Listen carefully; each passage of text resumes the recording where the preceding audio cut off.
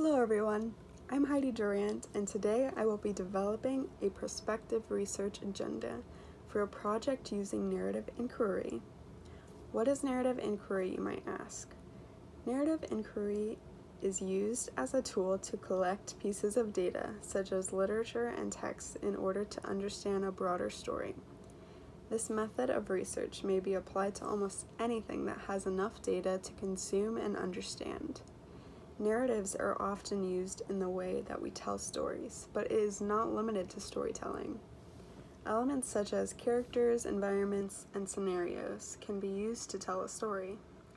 Myths are also storytelling devices used to inform what is accurate and inaccurate about a narrative without bias. The topic that I will be proposing for my narrative inquiry is regarding President Trump and the military ban against transgender individuals. On July 26, 2017, President Donald Trump declared over Twitter that transgender people will no longer be welcomed in the military because of the high medical costs for hormonal and surgical purposes. He stated, "Our military must be focused on decisive and overwhelming victory and cannot be burdened with the tremendous medical costs and disruption that transgender in the military would entail." This decision negatively impacted thousands of trans lives who were suddenly unemployed and unwelcomed by their own president. Trump spreads a false narrative that trans healthcare costs are astronomically high, yet he makes room for actual unnecessary costs like male growth supplements. According to the Washington Post, the military spends $41.6 million on Viagra alone. According to the Military Times analysis, roughly 5 times the estimated spending on transition-related medical care for transgender troops, by Ingram. President Trump used an opportunity to cut medical funding for members of the transgender community in order to segregate the LGBTQ+ community with the military. Trump's narrative and myth that transgender lives are being burdened on the military is outrageous and discriminatory. My research question asks, in what other ways has President Trump used discriminatory language, mythic narratives, and prejudice against LGBTQ+ Americans? In order to answer this question, extensive amounts of research must be used in order to calculate the number of times Trump has acted or spoken out against people in the LGBTQ+ community.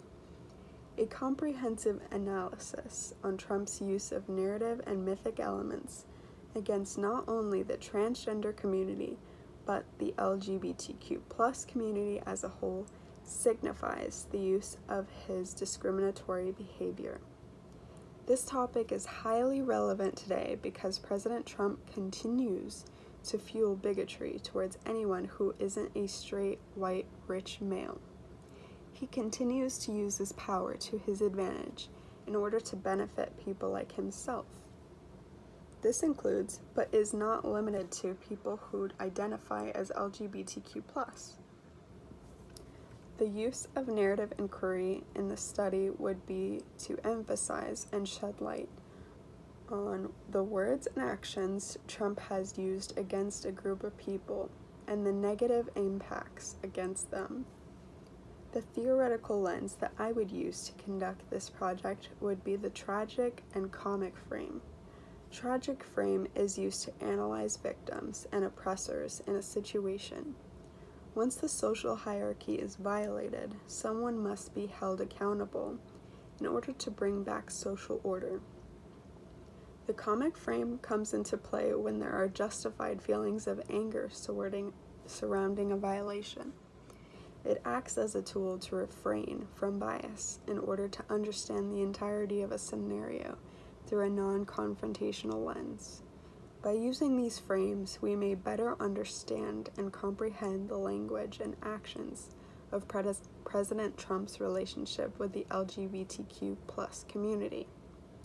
In conclusion, We've used an anti-trans artifact, such as the military ban, to shed light on Trump's transphobic behavior, developed a research question in the hope to further the conversation on Trump's overall relationship with the LGBTQ plus community, and provided an explanation of how and why this research project should be further analyzed.